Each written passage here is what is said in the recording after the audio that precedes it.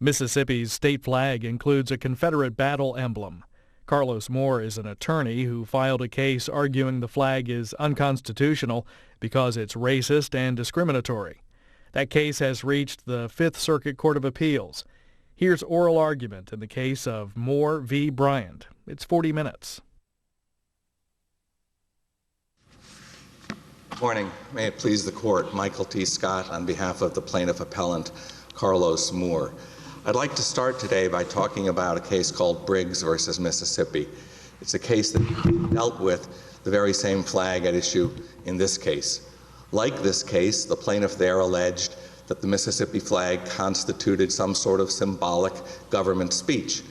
Like the plaintiff in this case, the plaintiff in the Briggs case alleged that the flag unconstitutionally expressed a preference for one group of citizens over another. The only difference was that in Briggs' case, the plaintiff was a Muslim, objected to the flag on the basis that he believed it endorsed Christianity, that the Confederate battle flag portion of the flag, of the Mississippi flag, somehow constituted a religious symbol, a Christian symbol to be precise, and he objected to that. The district court and this court proceeded to decide the case on the merits without any expression of concerns about standing. The outcome in that case really can't be reconciled with the denial of standing in this case. Here, the plaintiff correctly alleges, as the Fifth Circuit Court held in Briggs, that the message of that flag is not a religious message, it's a secular message. That's the allegation that's made here. The allegation goes on and specifies, there was no need to specify what the secular message was in the Briggs case, but here the allegation is the message is one of white supremacy. That claim arises under the Equal Protection Clause. The claim in the Briggs case arose under the Establishment Clause. But other than that difference, there's really no way to reconcile those two cases. And it's not because the decision in Briggs was wrong. In fact, if you look at the... Well, why isn't it just very simply, it's not that there's a hierarchy, it's not that the case in controversy requirement alters. It is what's the text of the Constitution. And in one case, the text protects against government endorsing something. So the Establishment Clause protects against the endorsement. Yes. But the Equal Protection Clause protects against unequal treatment. So we have to look for different treatment. Well, the language of the two clauses, I would submit, are not really that different. But that's the distinction. In other words, I guess, put it differently, do you have a single equal protection violation case based ever on government speech? No, Your Honor. I'll be very candid to say no, except for those two 11th Circuit cases that happen to deal with the Confederate flag. Right. They get there, but they don't. It doesn't seem that standing was contested there. Right? There's no addressing. Well, that's correct. The standing was not contested. I agree. Those are interesting cases. Those cases, standing was not contested. They were equal protection claims in those cases, and those plaintiffs, they lost. What about any equal protection case that finds standing based on stigma without an attendant finding of unequal treatment? I don't think so, Your Honor. And the reason for this is, if you look at the religious cases. I know, but those just seem like separate doctrines. So if we focus just on equal protection, there's a real dearth of case law to support your position. Well, there's a complete absence of case law against. So does your argument, but does your argument turn on incorporating standing from Establishment Clause? It turns on there being an analogy that can be drawn there. I think certainly. It has to be drawn, but then. Yeah. Yes. Okay. But this is, to a large extent, an issue of first impression. Yeah. When the government speaks in a way that demeans one racial group over another, is that a violation of equal protection? Well, that's more of a merits issue, really. But you can't even cite a case where it was decided favorably on the merits, based on speech alone rather than treatment. But so even if we jump to merits, there doesn't seem that that's a valid equal protection theory. The state cannot cite a single case where that theory has been rejected. The whole notion of government speech is a fairly new jurisprudential concept. as it's being discussed. And the reason there aren't equal protection cases out there where somebody says, well, does government speech violate the Equal Protection Clause? Other than this flag, you can't find government insignias. You can't find government displays that expressly, explicitly are designed to promote white supremacy. Where do you find that other than in this flag? Municipal authorities are very prone to putting crosses in their city insignias, to putting up Christmas displays. So you have a lot of cases dealing with the standing to bring those challenges under the Establishment Clause. You really don't have government agencies or cities or counties which openly endorse white supremacy. It just doesn't happen. That's why we don't have a case. Not because there are cases out there rejecting our position. There just aren't any cases. This case is in many ways unique, and one of the ways it's unique is that it is a government endorsement of white supremacy. And, Right. and I know we have to prove that at trial. Well, but you drop back to an endorsement, but that doesn't seem to be what the Constitution's protecting against. Well, the Constitution is very broad. The Equal Protection Clause says state shall not deny equal protection. But there was no There are legal denial. benefit. The law, this gentleman works, I mean, your client has worked or does work as a state prosecutor. So Yes. he hasn't been, if you can show a promotion denied to him or any legal benefit, then he isn't getting equal protection of the law. I don't think Mississippi is saying they condone offensive speech, that they're denying his feelings and that he feels offended. It's just that the law doesn't say that's cognizable to get into court. Well, it doesn't say it isn't either. The equal protection, if the state comes out, let's suppose the state openly passed a resolution that white supremacy is good and African Americans are inferior, but that's all they did. They simply did that. They didn't deny people jobs, they didn't deny people housing, but they proclaimed that in written form, in documents, adopted unanimously by the legislature. Would that be a denial of the equal protection rights of citizens, African American citizens who lived in Mississippi? Absolutely. It just doesn't happen. What we have is this symbolic endorsement of the same thing. Well, I find it interesting that the complaint, and I'm looking at the third amended complaint, the last one allowed, I don't have the fourth amended in front of me, is basically an equal protection class of one claim. It's not seeking relief for himself and all other similarly situated or all other black residents of Mississippi, etc. So it's a equal protection class of one. It's exactly like all those, it's like Murray. Murray said, I'm a prominent atheist. Well, again, And we're talking about the Establishment Clause. I agree, Your Honor, but there are numerous reasons why the Establishment Clause precedent should apply here. You start with, I've addressed to some extent. Well, I think in your brief, because I was very curious about that, in your brief, you say you're not raising claims under the 13th Amendment. Right. And that you're not claiming there's flag-inspired racial violence. You say that in your brief at 13 note 2. Let me finish, counsel. Yes. Then in your reply brief, you at 6 say you're not raising a question about the Establishment Clause. You're simply showing it's an analogous situation. So, you know, you seem to be in your brief saying, well, it should be persuasive, but here you seem to be saying it's controlling. So which is it? Well, it is controlling in the sense that there is no principled, no constitutional, no logical basis to draw a distinction between a plaintiff who claims the state is demeaning me because of my race or the state is demeaning me because of my religion. Other than the exact wording of the Constitution. Well, there are slightly different words, but we also have the Valley Forge decision which says, look, when it comes to standing, there's not some hierarchy of constitutional values. There's not a sliding scale of standing. And frankly, if there were a sliding scale of standing, it would cut in our favor, not against us. I mean, the Equal Protection Clause had as its core purpose, as explained in the slaughterhouse cases very close in time to when the 14th Amendment was adopted, that the very purpose was the protection of African Americans, to enable them to enjoy the full benefits of citizenship as full, not second-class citizens. Then you look at the Establishment Clause. There was no concern about atheists whatsoever. So if you're going to start saying, well, who ought to have standing of those two groups? An atheist who complains about a cross on a city insignia, or an African American who complains that the state is purposefully demeaning him for the purpose of promoting white supremacy.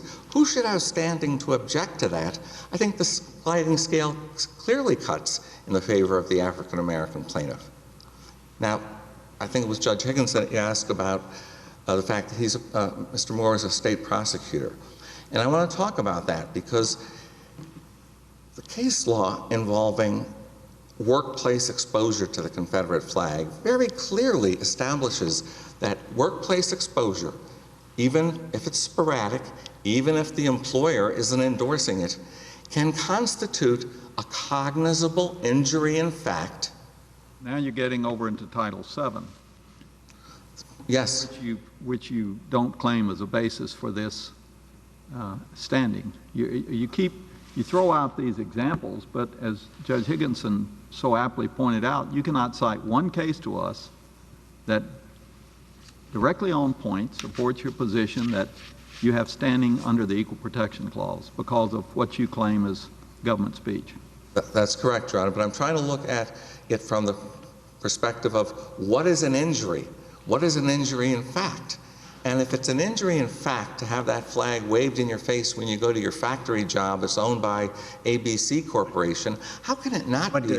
The Supreme Court sort of carved out Establishment Clause uniquely, and therefore it would seem that Allen v. Wright is relevant here and difficult for your client to assert stigmatic injury. Well, Allen... And then when you look at it, speaking of history, you look at the sort of seminal equal protection cases, Loving, the ones that both of you have cited, those involve treatment. The state won't allow interracial couple to marry. Sure. So it isn't as if this is a first impression, suddenly now the problem exists. It's always been there, yet no court has ever recognized the standing description that outside of the Establishment Clause context. But again, Your Honor, there's not a court that has rejected it either. There just haven't been... Well, the fact that no one's ever gotten into court implies that it hasn't been received. Well, the two 11th Circuit cases would suggest those plaintiffs at least got to make their record. They lost on summary judgment.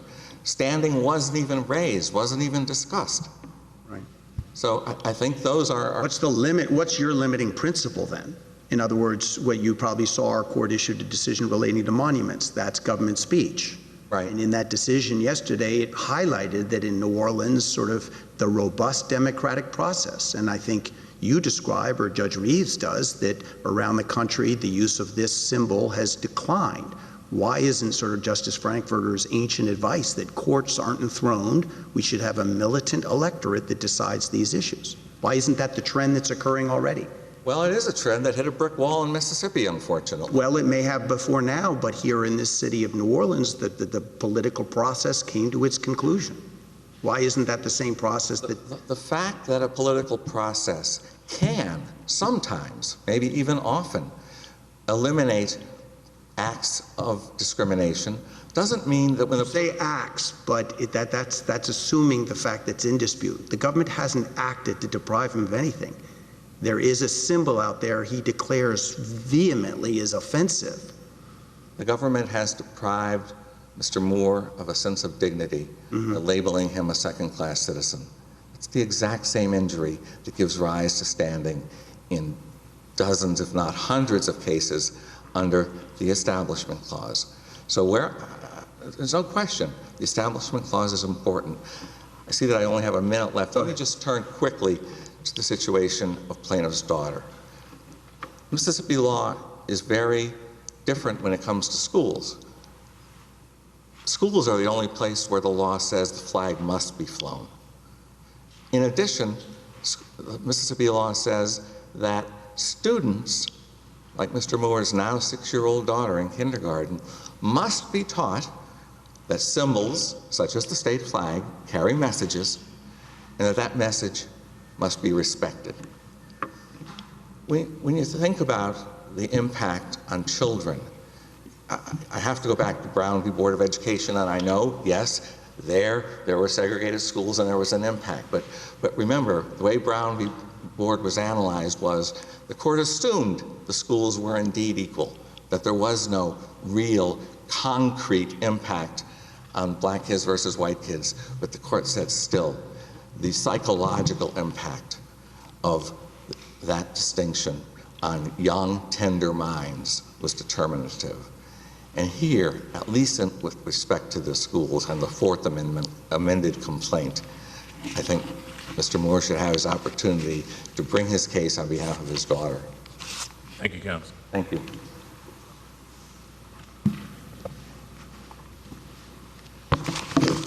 May it please the court, Doug Miracle on behalf of the governor. I want to start with the discussion of Allen because I think it is instructive. Even in Allen, the court assumed that there was actual discrimination in the transfer of tax dollars, but they said our cases make clear that such injury accords a basis for standing only to those persons who are personally denied equal treatment by the challenged discriminatory conduct.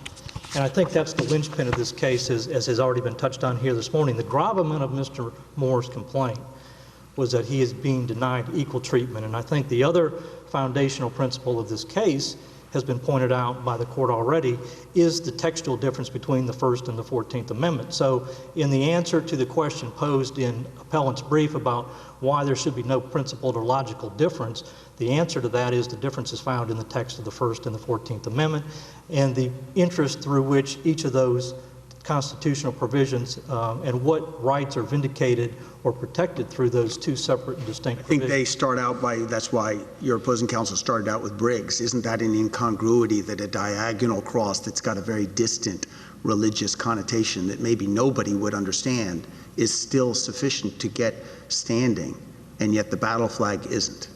So that the impulse argument is that's an incongruity. Your answer is, well, it's the text of the Constitution. It's the text of the Constitution, but I don't think there is an incongruity in the fact that the Briggs case turned on an Establishment Clause challenge. So while standing was not directly addressed or written about or argued, I think obviously implicit in that notion is when someone brings an Establishment Clause challenge, the court is analyzing that within the rubric and the established framework of Establishment Clause jurisprudence as has been developed over the last 50 or 60 years. The First Circuit hints in the Sutliff case that there may be an equal protection argument. Your response would be that's dicta that wasn't analyzed, or do you remember that point? Yes, I do. Non-controlling. In the Epling case, I believe the Ninth Circuit in the footnote also said there may be, same type of dicta. Certainly not expounded upon, certainly not controlling in this circuit, and I think certainly would be, again, given the nature and purpose of the 14th Amendment Equal Protection Clause, a clear departure from... What if we just assume hypothetically a sort of concentrated campaign of hateful speech, sort of, again, say, as maybe existed at one point against Native Americans? Your argument would be that insular group that cannot have success politically still would never have a chance to object on an equal protection ground? Well, I think the question of whether or not the traditional public display of a non-religious symbol, such as the state flag, does not deprive anybody of equal protection. So if we're talking about an equal protection analysis, then I don't think the analysis would be any different given the nature of a non-religious secular symbol, as this court said the flag was in Bryant. Do you agree that the Sixth Circuit in the Smith case begins to get close? Yes. Go ahead. No, go ahead. Well, yes, and actually that issue was actually raised and briefed in the district court. It was not rebriefed or raised on appeal by the appellant. But certainly the question there was slightly more amorphous, but yet it wasn't, because in the municipality, in the municipal district, there were specific percentages, and they said, okay, from here on out, there's going to be a limitation. True, but the court's decision, the language, the sentence that jumped off to me as sort of getting close to opposing counsel's argument is, quote, for Smith, that inscription written into law over the door of his town is an injury his sense of community is deeply offended because the doorway to his town is an extension in a symbolic way of his own doorway. I think, though, the ultimate issue being that in the future further minorities were not going to be allowed into that community. The stigmatizing aspect that Alan talks about, that there must be something personal and concrete as to that plaintiff, the stigmatizing aspect, I agree, gets closer, but there still were concrete formulations that the court looked at in terms of what that ordinance did and how it caused stigma to someone who was already living there. So I think that, and I think the district court correctly analyzed that in light of the allegations that plaintiff makes here, that the public display of the flag in and of itself simply cannot deprive nor create a barrier that has not been alleged here. I would also say that there was a lot of discussion in the district court and in the briefing about this, the physical manifestations of what would amount from a stigmatic injury. Mr. Moore has alleged he has these physical manifestations. That gets him no closer under the equal protection analysis, and as the district court noted, those essentially sound in tort and are untethered to any constitutional right guaranteed by the 14th Amendment. And we certainly think that analysis was correct, that even though he's alleged that he has physical manifestations from his distaste towards this symbol, and it was suggested in the briefing that the district court erred by making this decision at the motion to dismiss stage, and it should proceed to summary judgment or ultimately trial. No modicum of proof is going to change the fact that those physical manifestations are not tied to a stigmatic injury, cognizable injury recognized under the equal protection law. Mississippi litigation involving this flag has never involved a tort theory? Not to my knowledge, not the two prior, the Banks case, no, and also in that regard, when you bring up those two cases, both those decisions, commended this issue as being one of a political question, and while the district court did not directly address that, we argued it below. It was not raised. It was not a basis. That seems appealing, and I remember Justice Frankfurter's dissent, but it doesn't seem. Does the record reflect what the racial makeup was in the referendum vote?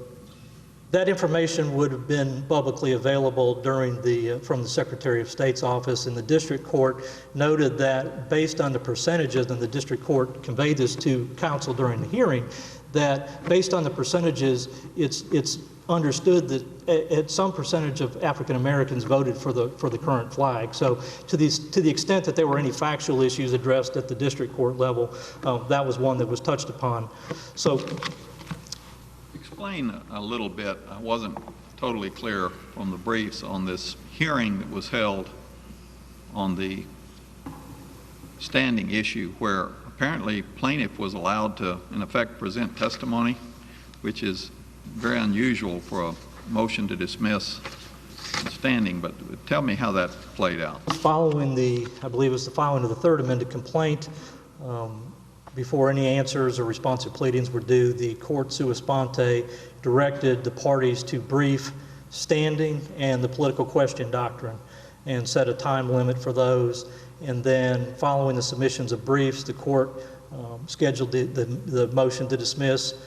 The government filed a motion to dismiss as our response in addressing the issues of standing and the political question doctrine.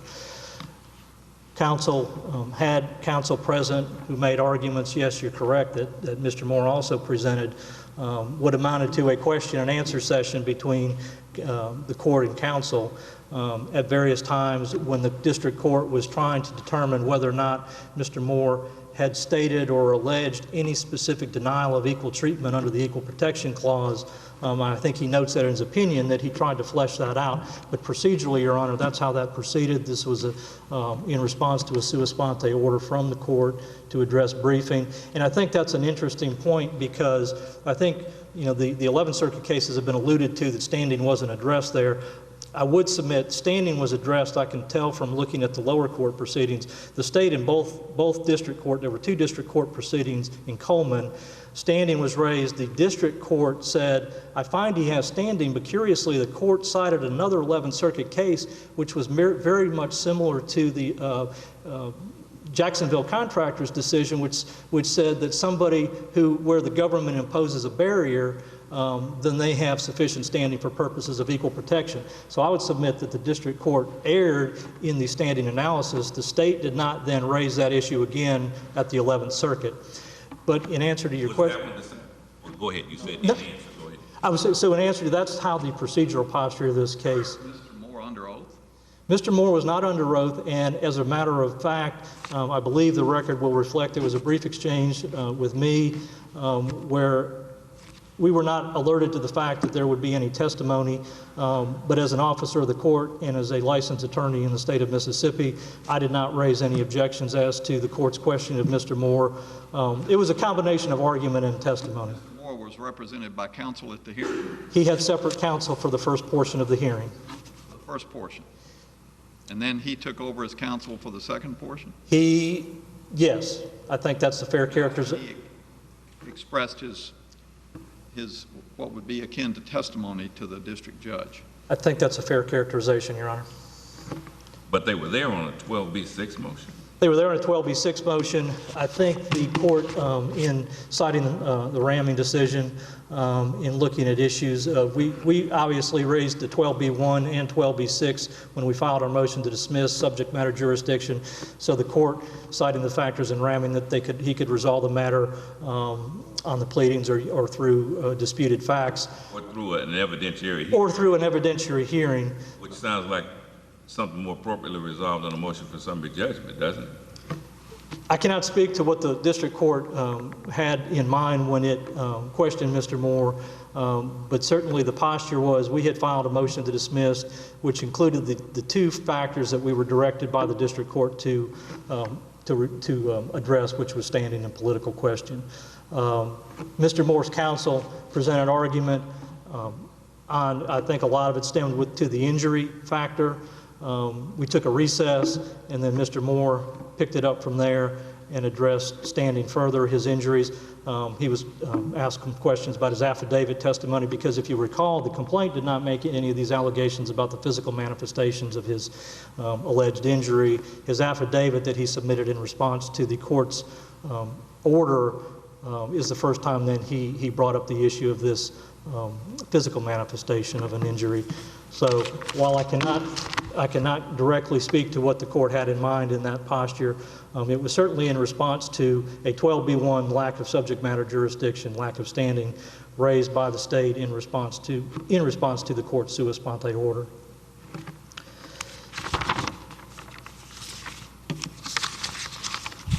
I think the court, I do want to address briefly, the court touched on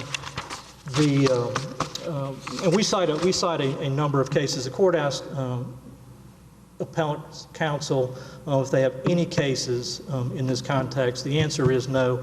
We cite a number of cases in our brief from this circuit as well as from the United States Supreme Court as to what is required for standing in the equal protection context. So to say there is no case that says he can't come to court, I think that's a clever argument, but it flies in the face of the longstanding jurisprudence of what this court, for example, in Bowlby said in 2012 when the court said, you must allege treatment different from those similarly situated. That is completely lacking here.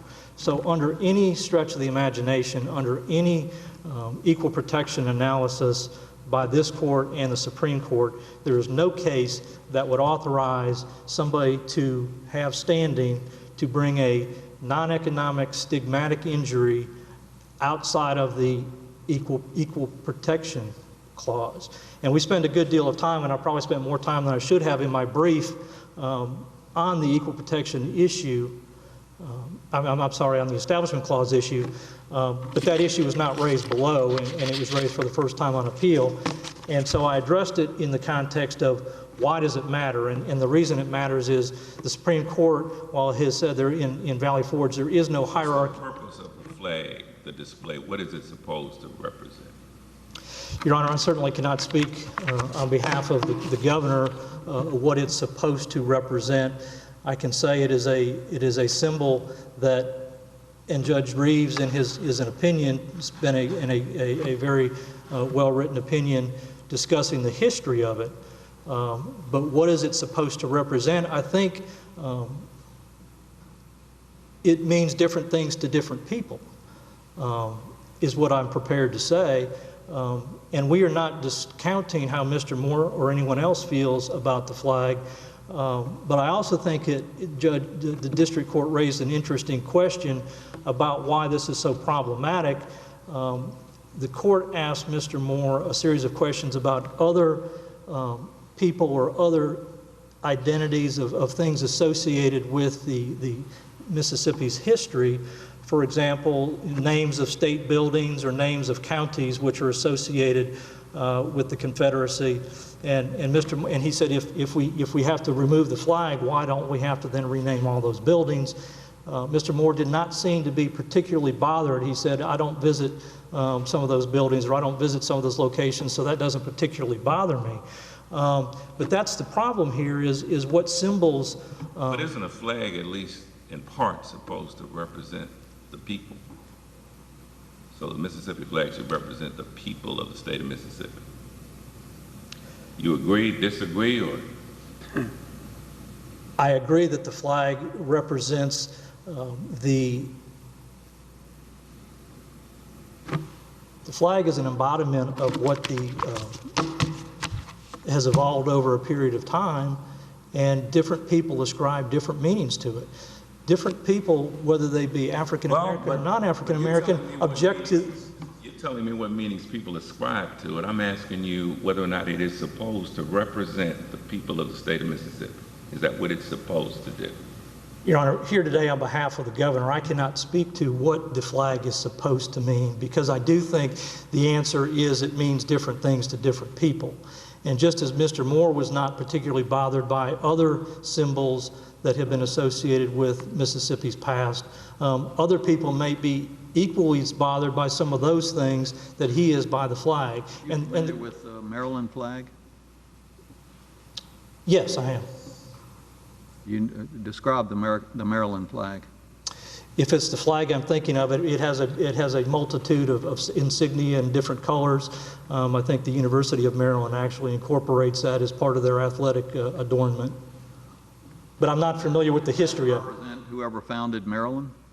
I'm not familiar with. You're not a flagologist. I am not a flagologist, Your Honor. So in closing, we believe that the district court was correct in applying the three prongs of Article 3 standing. We spent most of the time today talking about injury in fact. Appellants. Before you close, I have just two quick questions. One is they cite a fair bit of scholarship, because this is a salient issue. Scholarship, legal scholarship. Yes. Do you have any scholarship that sort of endorses the distinction between Establishment Clause and equal protection? No. We didn't cite any, and I read a number of that scholarship and some additional scholarship after reading what was cited by the plaintiff. If the Supreme Court were to change towards more of a coercion definition of establishment, would that alter the standing predicament? Just intellectually, would you think it would? I don't believe it would, because I don't think, again, the traditional flying of the flag would amount to a coercion. No, I mean, would it alter in the world of litigants trying to challenge, say, 10 Commandments and religious symbols? If the Supreme Court were to say, we're defining establish more to require coercion, would the state then be able to come in and say, you don't have standing because you haven't been coerced? You see my point? I do.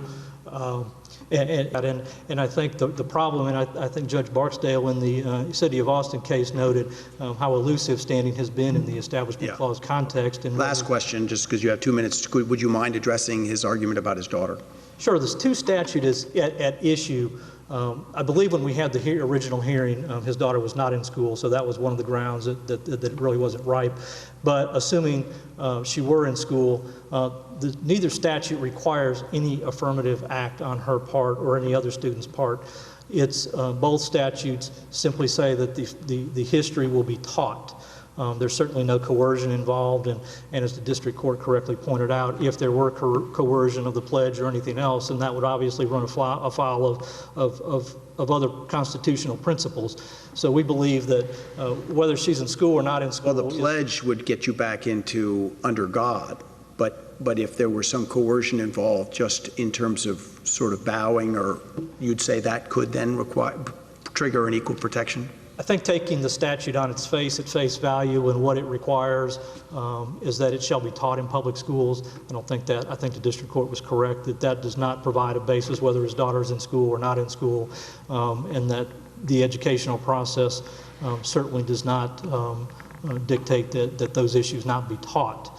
I certainly think you could construct a set of facts based on that could put us in a different posture. But on the face of the statute itself, if you were bringing a facial challenge, then I certainly think that the district court was correct in its conclusion.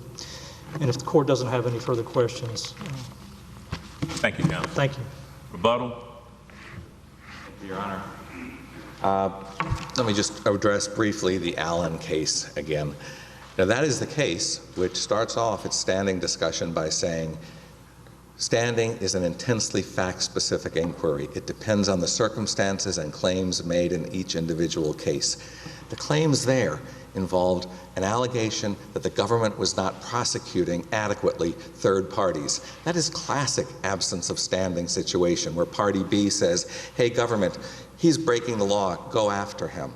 So that introduction in Allen makes what follows, I think, not at all applicable to this situation. The facts are just too different. The question of the interaction between government speech and equal protection, Judge Higginson mentioned, I think, the Sutcliffe case, which is First Circuit, I believe, and it talks about, well, government speech can violate the, possibly may violate the Equal Protection Clause. And we cite in our brief the Pleasant Grove versus Sumim case, which is kind of the leading edge of modern jurisprudence talking about government speech. And I quote from that decision, but I didn't quote from Justice Stevens' concurring opinion, but I'd like to just briefly highlight it right now. Justice Stevens, in his concurring opinion in Sumim, says, government speech will not give the government free license to communicate offensive or partisan messages. For even if the Free Speech Clause neither restricts nor protects government speech, government speakers are bound by the Constitution's other proscriptions, including those supplied by the establishment and equal protection clauses. And equal protection is emphasized in the opinion. It's at 555 U.S. 482. There was a question about the referendum vote and how that broke down on racial grounds. I don't think there's any record that shows how many black citizens voted for and how many voted against. All I can tell you is that the percentage of people voting against that flag was almost exactly equal to the percentage of black voters in the state. I'm sure some black voters voted for it and some white people voted against it, but the parallel is almost uncanny. Questions about Mr. Moore's statements at the hearing. The judge had some questions for him, which he answered. He volunteered to take the stand under oath and testify, and both the judge and the state said not necessary.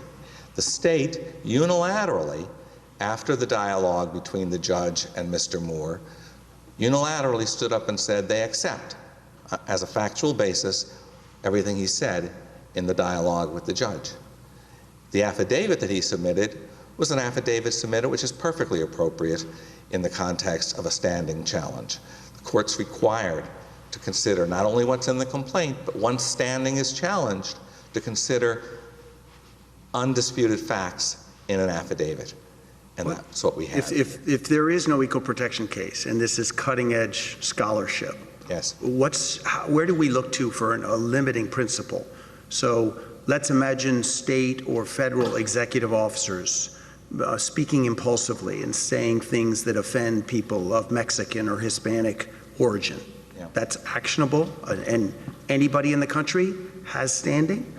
I think... Where do we look for a limiting principle, if your theory... I think the limiting principle has to be, you do have to look as to whether there is some government as a whole through its authorized processes to... A chief executive officer, governor, president, makes a hateful, offensive statement. I think an individual statement by an individual officer, even if he's the president, even if he's the governor, has never been analyzed or described or scrutinized as government speech. But flags, there was a question about monuments here. Well, flags And Judge Graves, I think you hit it on the head. Flags are the embodiment of the society. When I, as an American, want to state my loyalty to the country, I pledge allegiance to the flag of the United States. The California flag, an embodiment of the citizens of California. It's a bear.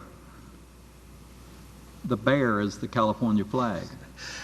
Well, nature and a love for the outdoors may well be, and that may be. I think that's why that flag was adopted. I don't know why it was Don't adopted. know why it's adopted. But I do know why, and I'm prepared to prove why this flag was adopted.